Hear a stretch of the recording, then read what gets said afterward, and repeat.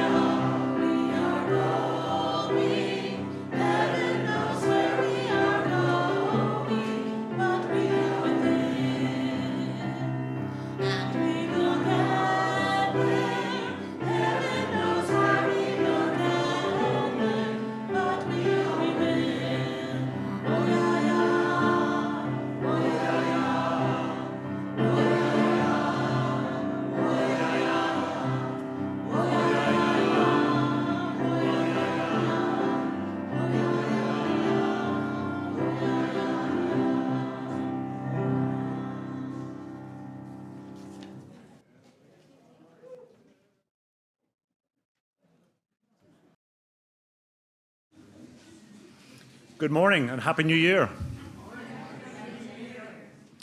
Welcome to the Olympia Unitarian Universalist Congregation. Our community envisions an interconnected world that is loving, just, and healthy. We commit to live out our mission, to welcome and wonder, embrace and empower, bridge and become. Thank you for joining us today. My name is Des McGarran.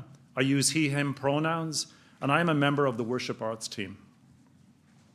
Leading worship with me today is our minister, Reverend Mary Gear, and we welcome back guest musician Becky Owen.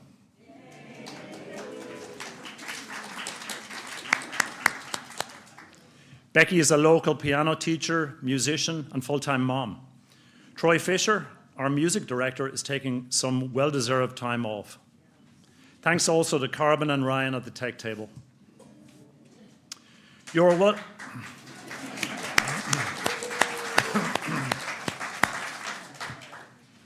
welcome here just as you are. Whatever beliefs sustain you, whomever you love, however you understand and express your identity, and in all the ways you are still becoming the person you will be. Here's a few things you should know about our service today. We are streaming live on Zoom and YouTube, and the service is being recorded. For those here in the sanctuary, you can see the sometimes creative subtitles on the screen up front here and on Zoom if you're online. Over here, we have soft chairs and activities for your hands if you're interested. We are a multi-generational community and we welcome the company of our young ones, kids, babies, teens, right here in the sanctuary. There is also nursery care and a story time program for children in the classroom wing. Please choose the option where you are most comfortable. We are grateful for the many hands that helped make worship happen this morning. Thank you to all who contribute in so many ways. After the service, everyone will have the chance to discuss reflection questions offered by Reverend Mary. For those online, we invite you to go into the breakout room for a virtual coffee chat. For those in person, feel free to stay for coffee and fellowship in the Commons. As we begin the new year, and after almost 5 years of a single Sunday service, we are transitioning back to 2 Sunday morning services beginning next Sunday, January 12th.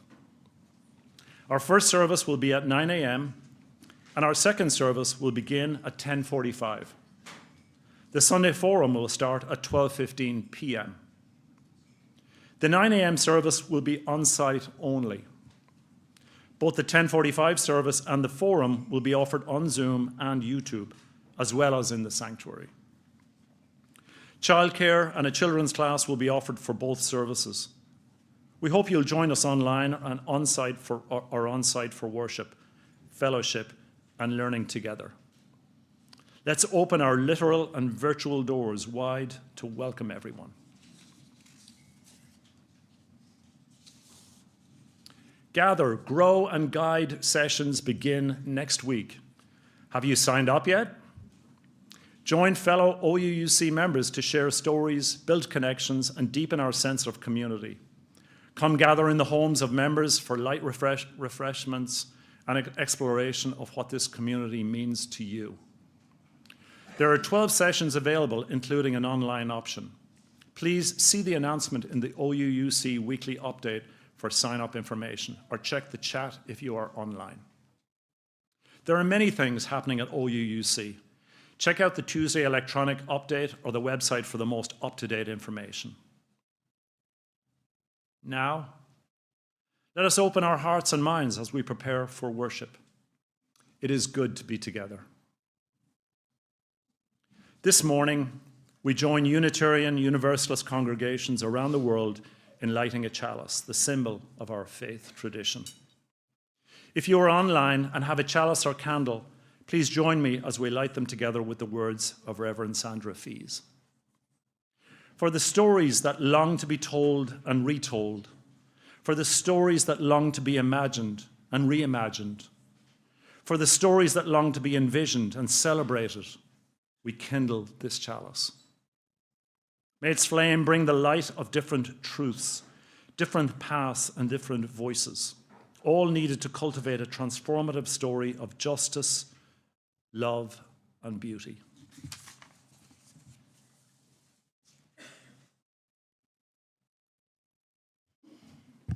Welcome, everyone. I'm Reverend Mary, and I use she, her pronouns. Our opening words this morning are offered by Lee Ongiri. Here we are together, facing our different human tasks, or maybe even the same central one, to embrace the lessons that life delivers, to discern and respond as we grow, to refuse harm and cherish flourishing. May we know ourselves as vessels of infinite possibility, holders of each other's heartaches and tales of joy alike, weavers of one story of which we each have a part. Come, let us worship together. I invite you to rise in body or in spirit to join in singing our opening hymn. You can find the lyrics on the screen or in the chat or in the gray hymnal number 128. All right, for all that is our life.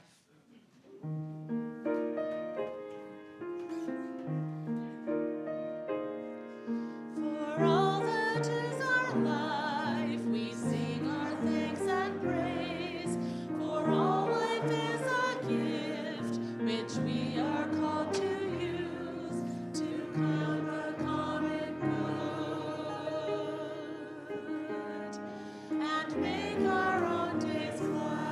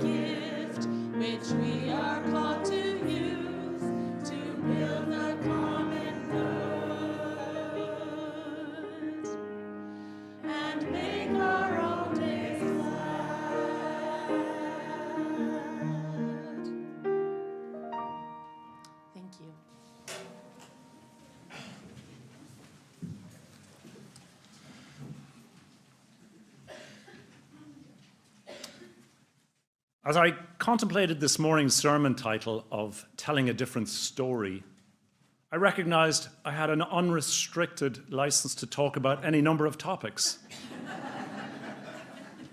Thank you, Reverend Mary, for your trust in me. I want to share my story of immigration and my immigration story this morning. Needless to say, the topic of immigration is particularly poignant these days. My story, at least from my perspective, was only possible as a result of a number of uncharacteristic events that happened in my family, long before I was even born.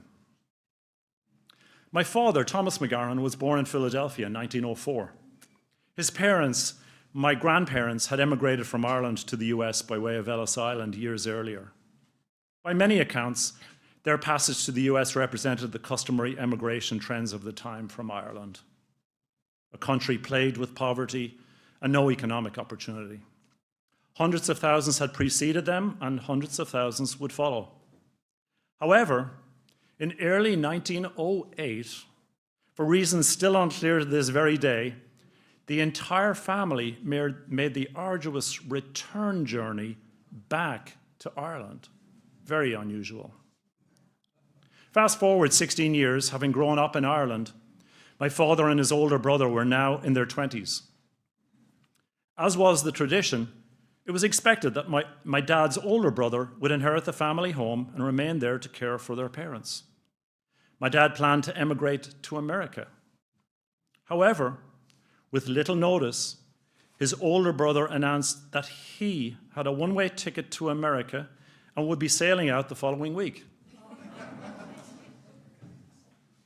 My dad now realized it would be his responsibility to care for his aging parents. He never talked about this in later life, but I'm sure it had to have been a difficult decision for him to set aside his plans for the new world. Instead, he remained close to home, cared for his parents throughout their remaining years, and established a successful car dealership in our local community. In fact, he was the first to import the famous Model T Ford to Ireland. In retrospect, I believe he was happy with his life he made for himself. In 1947, he married my mom, Lily, started a family. I was number 5 of 5 boys. Although Mum never admitted this, it was the joke in the family that I was her last hope to have a daughter. Sorry, Mum. Well, when I was 20, I worked in Boston on a student visa during my summer break from university in Ireland. When I returned home after my summer in Boston, I gushed about what a great time I had. And as I made an idle comment about how I would love to live in America, Mum turned to me and said, "Do you know that Dad was born in Philadelphia?" This came as a huge surprise to me, as the topic had never come up before. Soon afterwards, following a number of trips by my dad to the US Embassy in Dublin, I received a letter from the US immigration authorities granting me legal status to immigrate. In October of '81, I landed at John F. Kennedy Airport in New York. I became a naturalized citizen in 1986, and 6 years later, I married the love of my life, Martha Guilfoyle. And today, I'm the proud father of 2 adult children, Thomas and Claire McGarren. Thank you to my grandparents for returning to Ireland, a wonderful place for me to grow up. Thank you to my dad for staying behind in Ireland when he would have preferred to emigrate, and then for working hard to allow me to be the one to emigrate to America. Thank you.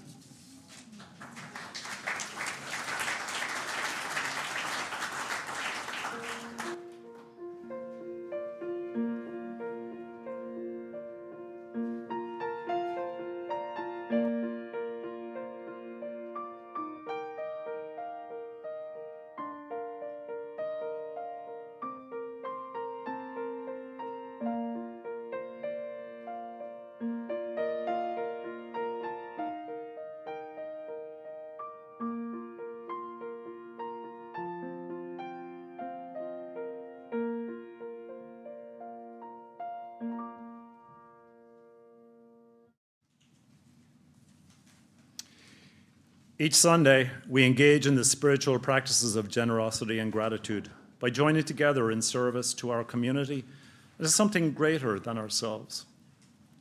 We each have the power to share, and when we combine our gifts to create an offering, together we are able to do more than any of us can do alone.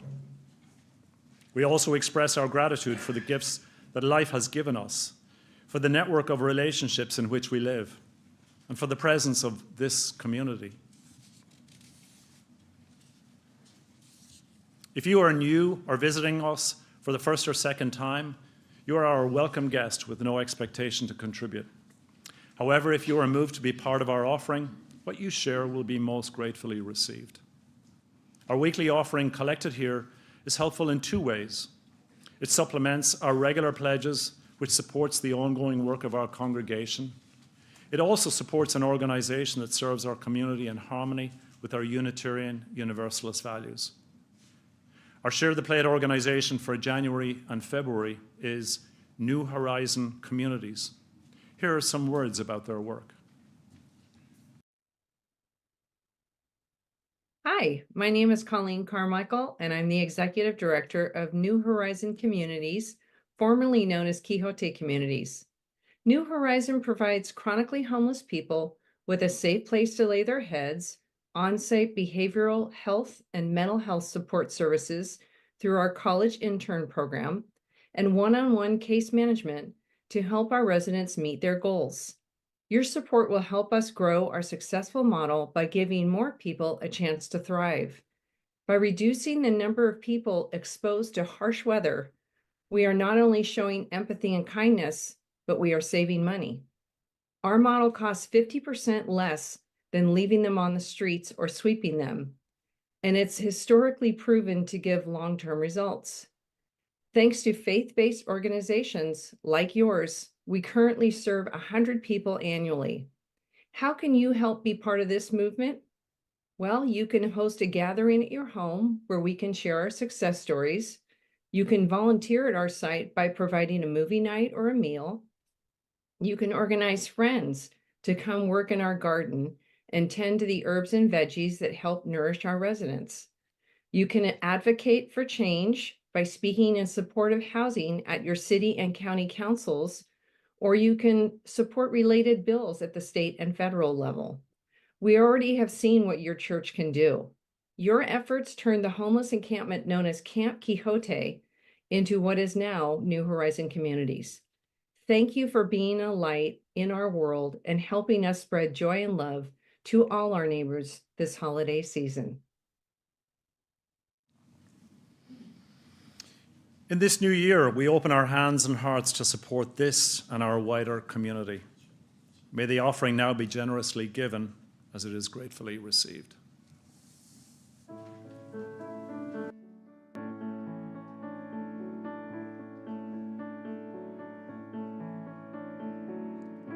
Bows and flows of angel hair and ice cream castles in the air, feather canyons everywhere. I've looked at clouds that way, but now they only block the sun.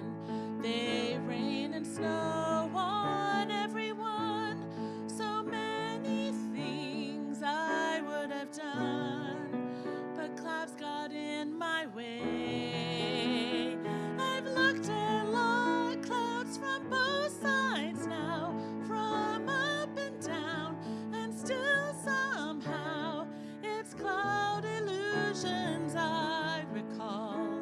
I really don't know clouds at all. Moons and Junes and Ferris wheels, the dizzy dancing way you feel as every fairy tale comes real. I've looked at love that way, but now it's just another show. You leave 'em laughing when you go, and if you care, don't let them know. Don't give yourself away. I've looked at love from both sides now, from give and take, and still somehow it's love's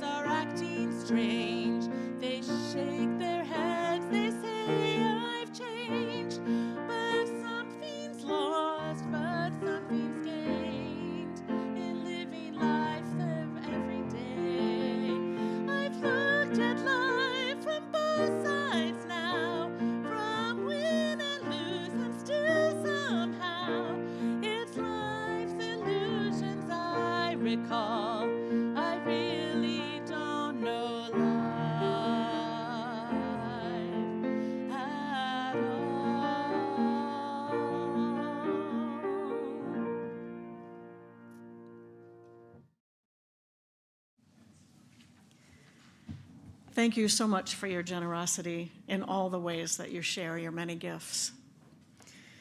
This morning, we do what humans have done for as long as we've existed. We gather in times of worry and anxiety, and in times of celebration and joy. We come into our community bringing all that is in our lives, on our minds and in our hearts. Let's open our hearts to the complexity of life as we place stones in the water of community. You will hear a drumbeat. Allow its resonance into your body. It's the heartbeat of life, the heartbeat of our community. So right now, let's just take a deep breath together. In and out. Feel the air as it enters and leaves your body. Feel the earth beneath us. Feel the warmth of connection.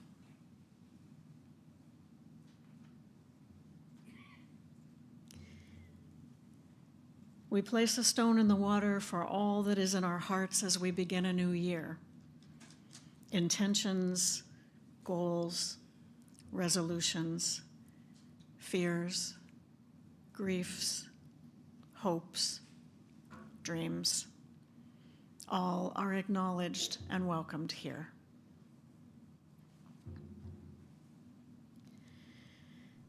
We also place stones in the water this morning to acknowledge that our world is not at peace. We place a stone for all the victims of terror and war in Israel.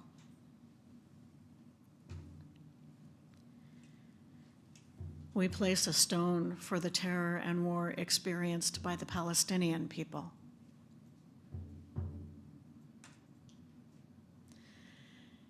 We place a stone for all the people of the Middle East who are impacted by this spreading war.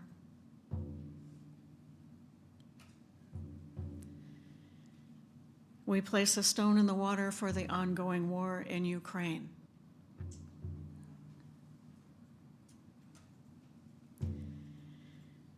And we place one more stone in the water in recognition of all the places where there is war in our world. We continue to raise our voices in a prayer for peace.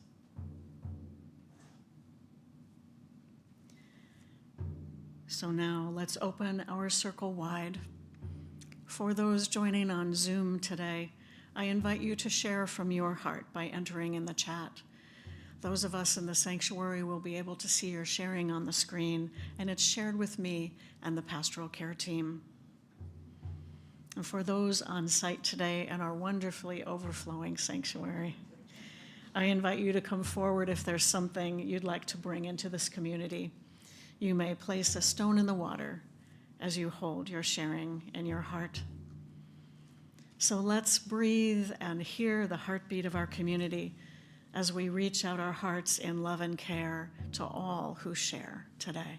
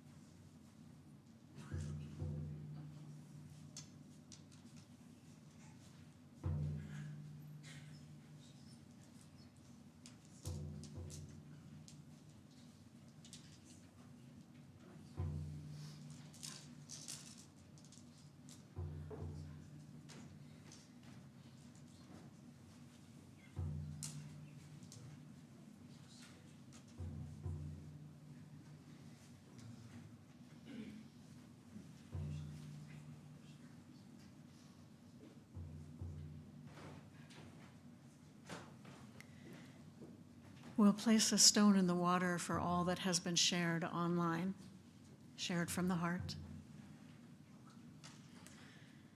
And one more stone in the water for all that we hold in our hearts and that remains unspoken. We hold together all that has been shared. May you feel yourself witnessed, and may you know yourself beloved.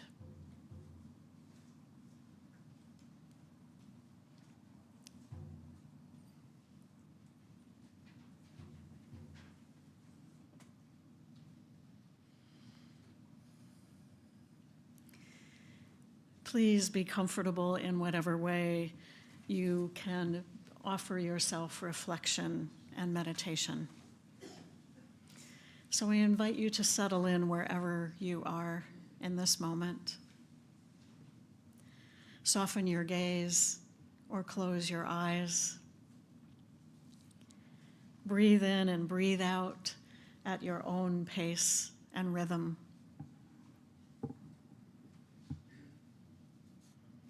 And as you are able, I invite you to rest your hands on your thighs or your lap or chair handles somewhere next to you, placing your palms up and closing your hands, not tight like a fist, but gently closed.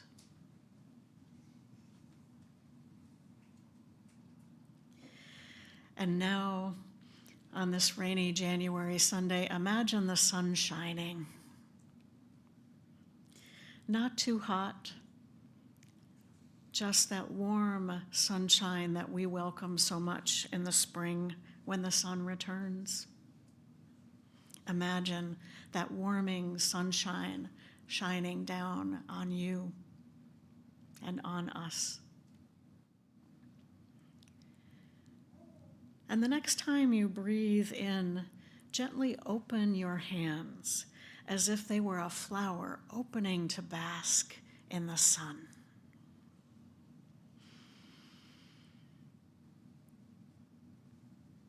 Feel that sunshine. And when you breathe out, gently close your hands once again.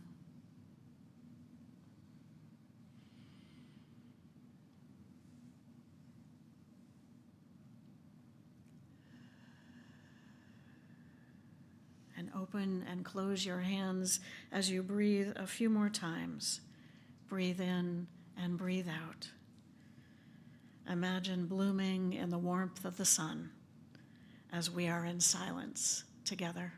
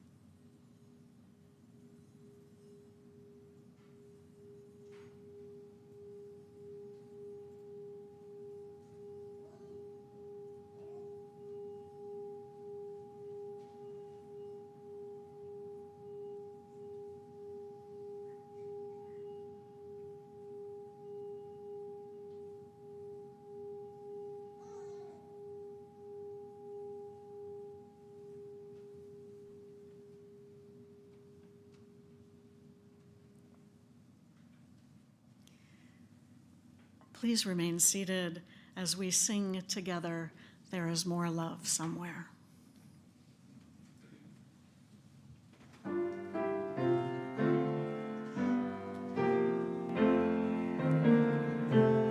There is more love somewhere. There is more love somewhere. I'm gonna keep on till I find it.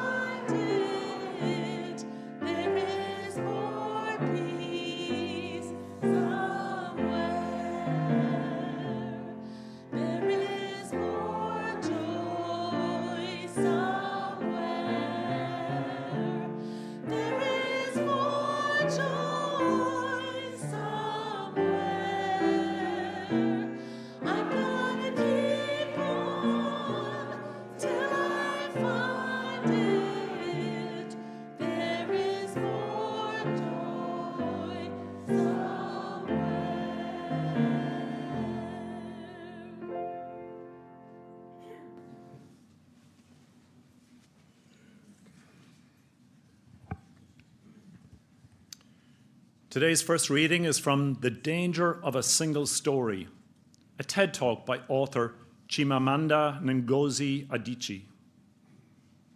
This is how to create a single story. Show a people as one thing, as only one thing, over and over again, and that is what they become. It is impossible to talk about the single story without talking about power. There is a word, an Igbo word, that I think about whenever I think about the power structures of the world, and it's in Ninkali. It's a noun that loosely translates to be greater than another. Like our economic and political worlds, stories too are defined by the principle of Ninkali. How they are told, who tells them, when they're told, how many stories are told, are really dependent on power. Power is the ability not just to tell the story of another person, but to make it the definitive story of that person. The Palestinian poet Mourid Barghouti writes that if you want to dispossess a people, the simplest way to do it is to tell their story and to start with secondly. Start the story with the arrows of the Native Americans and not with the arrival of the British, and you'll have an entirely different story. Start the story with the failure of the African state and not with the colonial creation of the African state, and you'll have an entirely different story.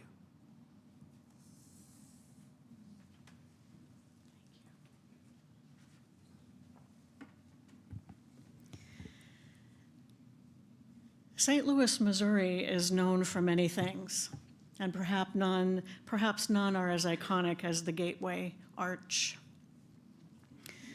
The idea of a monument came to St. Louis city officials in the 1940s as they sought to revitalize the riverfront and increase tourism. They developed the Jefferson National Expansion Memorial Association with the intent to erect a monument to the dream of Thomas Jefferson to explore the West. The Lewis and Clark expedition left in 1804, not far from St. Louis, to do that exploration.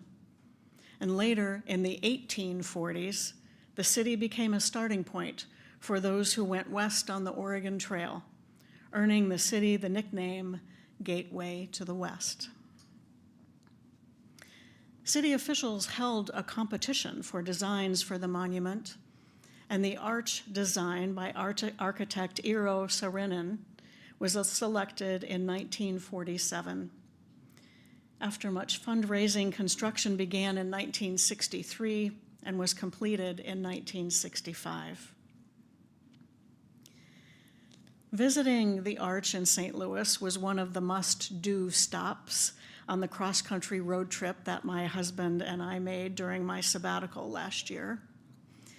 We drove our hybrid car from this western end of the Oregon Trail to the beginning of the trail near St. Louis, in the opposite direction of those who came in covered wagons 180 years ago.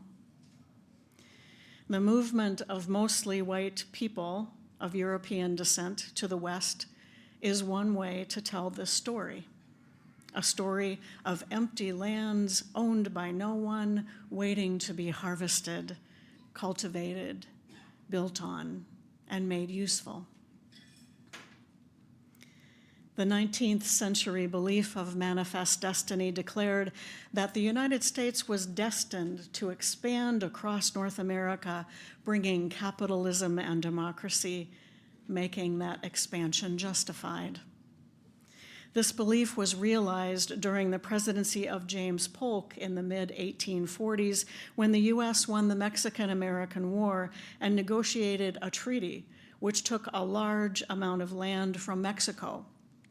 That includes current-day California, New Mexico, Utah, Nevada, and parts of Colorado, Oklahoma, and Wyoming.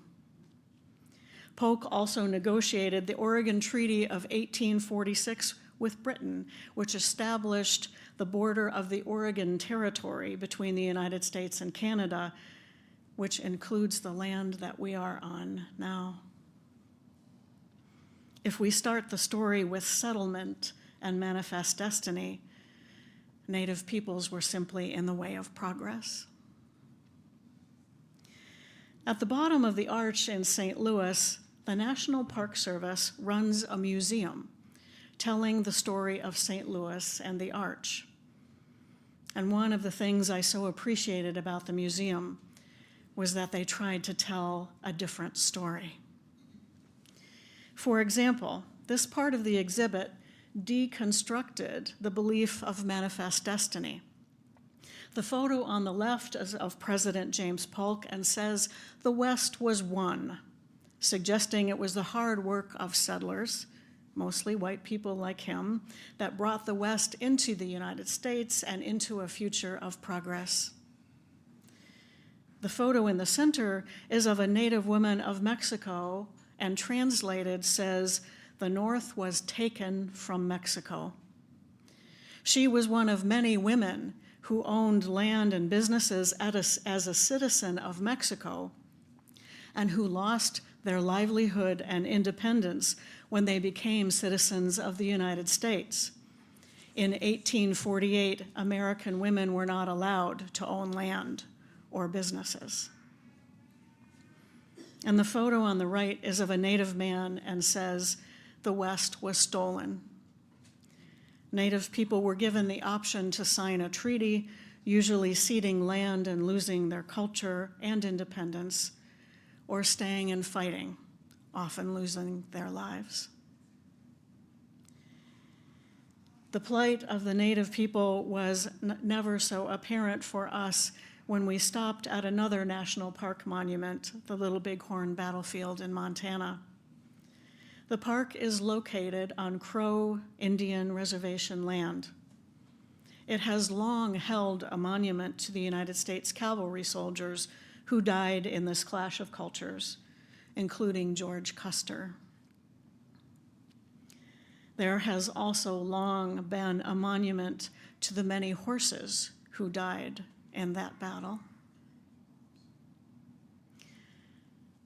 And what is new is a monument to the natives who died during the war on those days. The monument looks out over the land that was and still is Native territory. This monument shows the many tribes who participated in this multi-day battle and names all of those who died. Now, my husband, while we were there, noted that it's interesting that we, the United States, have a monument to a battle that we lost. The cavalry lost that day. And I replied that the U.S. lost that battle, but won the war. As we traveled across this land and back home again, we realized in a new lay that the life we were leading here in Olympia is a result of a story of the West. I so appreciated that the National Park Service tried to not only tell the story from the very beginning and from different perspectives, but also named the inequality of power as a part of the story. The Park Service used its power, the power of place and access to so many people, to tell a complex, nuanced story of our nation and this land that we call home.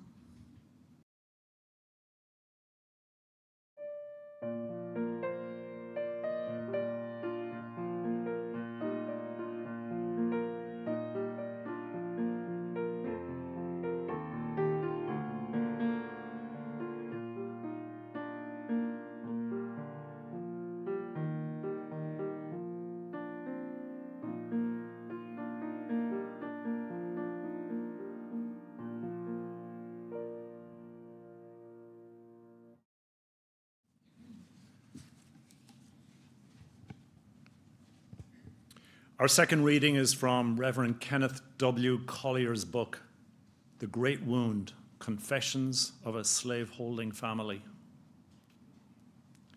Religious knowledge is very different from scientific knowledge. Its object is not description, but healing. Its truth is not intersubjective and tied to the external world, but personal and tied to a mythology that brings wholeness to the broken heart. Since what I know religiously is what heals my heart, it need not be the same thing that someone else knows religiously. Indeed, in a certain sense, it cannot be. I've come to the rather unorthodox conclusion that theology is far more autobiographical and invitational than it is prescriptive. I do not say, this is what I believe, you must believe it too. Rather, I say, this is what I believe. It is the story of my religious life. Tell me your story.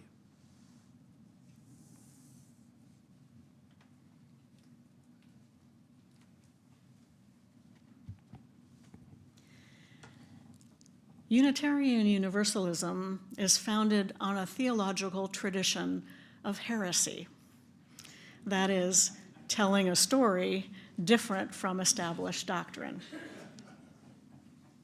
There's some knowing smiles out there. So one way to characterize the history of our faith tradition is that it's based on two big heresies. Unitarians believe that God is one, in opposition to the Trinity, the idea of the Trinity. And Universalists believe that everyone is worthy of reconciliation with God or salvation, as opposed to the idea that some are destined to be forever separated from God, to be damned. So next week I'm going to talk a little bit about the Universalist heresy. Today I'd like to tell a bit of the Unitarian story. Now, a close reading of the sacred text of the Jewish and Christian Bibles will show you that Jesus never said he was the Son of God or that he was holy. He did believe that he had a divinely inspired message of hope and love to deliver to the world. Jesus formally became holy, the Holy Son of God, at the Council of Nicaea in 325 CE. When the Trinity was adopted as Christian doctrine. The Council of Nicaea was called by the Roman Emperor Constantine to settle the theological question of whether Jesus was divine or human. This was a question that was very divisive and controversial. So Constantine invited theologians from all different kinds of beliefs to gather and decide the answer to this thorny question. Constantine's goal was to unite the Christian church by creating a single set of beliefs and practices that would be sanctioned by the emperor and by the church, thus uniting all the people. And what the council decided would become the doctrine of the church. No other beliefs would be considered or tolerated. Everything else would be heresy. There was a long philosophical and theological tradition of arguing that Jesus was human, inspired by or even fathered by God, but not equal to God. At the Council of Nicaea, this position was argued by Arius, who refused to accept the council's decision when he and his followers lost the vote. Yep, they voted on church doctrine, and the majority won. Jesus was declared to be holy. And the Trinity came into being as church doctrine. Arius and his followers were excommunicated and exiled from Alexandria, the seat and source of power in that day. Now, some say that the belief of God as one and the humanity of Jesus died off after that, which obviously isn't true. There are Unitarians today. It simply went underground to be reinvigorated during the Protestant Reformation in the 1500s by Francis David, founder of the Unitarian Church of Transylvania in modern-day Hungary. The church still exists and is the oldest continuing Unitarian denomination in the world. This is the iconic painting of David preaching at the Diet of Torda, another gathering of clergy and theologians of many religions in Transylvania in 1568, Calvinists, Catholics, Lutherans, and Unitarians. And out of this gathering came the Edict of Torda, issued by King John Sigismund, the very first declaration by a head of state proclaiming the freedom of religion for all people in his kingdom. Unfortunately, the edict did not last once King John died, and Unitarian beliefs were seen as a threat to the orthodoxy once again. David was exiled and jailed for his beliefs by a different king and clergy who saw the diversity of religions as dangerous. OUUC's partner church in Kisholamos is a Transylvanian Unitarian church in this long tradition. And when the partner church ministry leads a pilgrimage to Hungary later this year, they will no doubt visit the sites where Francis David lived and preached and died. Unitarians have been telling a different story for centuries. I wonder what would have happened if the vote at the Council of Nicaea had been different. What if Unitarianism had won and the belief that Jesus was human had become the doctrine of the Christian church? I wonder about the impact on the patriarchy. The Trinity makes Jesus divine, not his mother Mary, and the Trinity is made up of the Father and the Son and not the Mother, but an enigmatic Holy Spirit. We know that in its quest for world domination, early Christian theologians in partnership with emperors sought to exterminate the presence of the feminine divine in pagan and earth-centered traditions. How might things be different?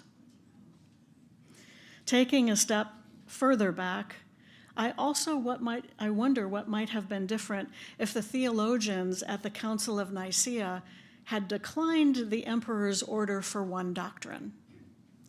What if they had said that there is value in different beliefs and the interchange of ideas? What if the clergy had suggested that people can be united by more than doctrine and creed, say by principles and values? What if the diversity of belief, rather than orthodoxy, was the story that had been adopted and told all these many years?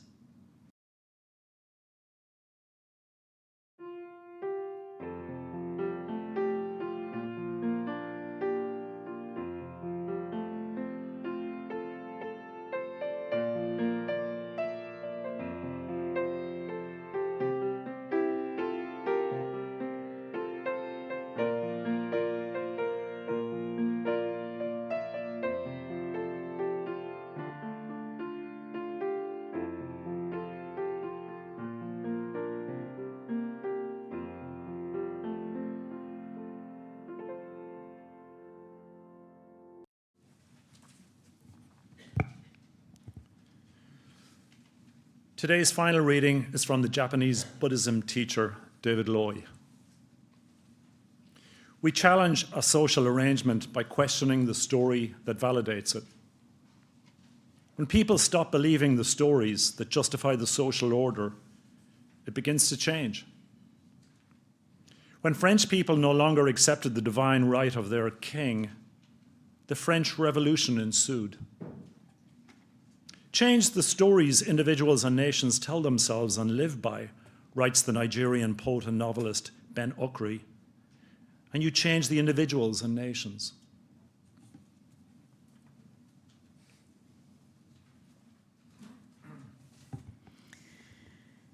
Our spiritual theme for this month is the practice of story.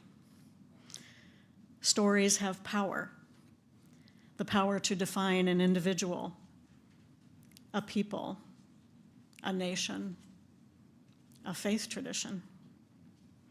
The power to inspire action for good or for ill. The power to determine next steps and set a course for the future.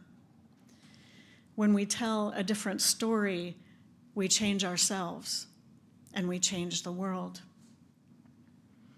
At OUUC this year, we claim in our annual theme that we are a countercultural congregation focused on love, justice, and health, and that we put our values into practice.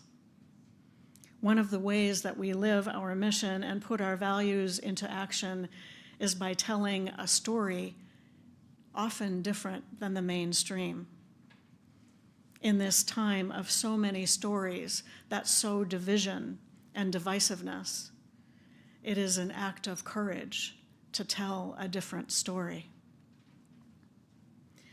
Over these next months and years, we are going to hear many stories about trans individuals, about immigrants, about poverty, and about those people, whoever the other is. These are stories of us and them, the stories that contribute us and them. These stories contribute to the misuse of power for oppression. These stories deny the reality that we are all connected. We can use our power to tell a different story. Unitarian Universalists have been doing just that for a really long time. We tell a story of truth and justice, a story of inclusion, a story of universal love. This month, I invite you to reflect on the stories in your life. Let's find ways to tell our stories with our words and our actions. Show up for each other and for our community. Listen deeply to your story and to the stories of others. Speak your truth and support others when they do so, especially when it's a different story than yours. Our world needs stories of love, justice, and health. Let's tell those stories. By our words and our deeds, we make it so. Amen. So let's sing together one more time. I invite you to rise in body or in spirit as we sing together, Though I May Speak with Bravest Fire.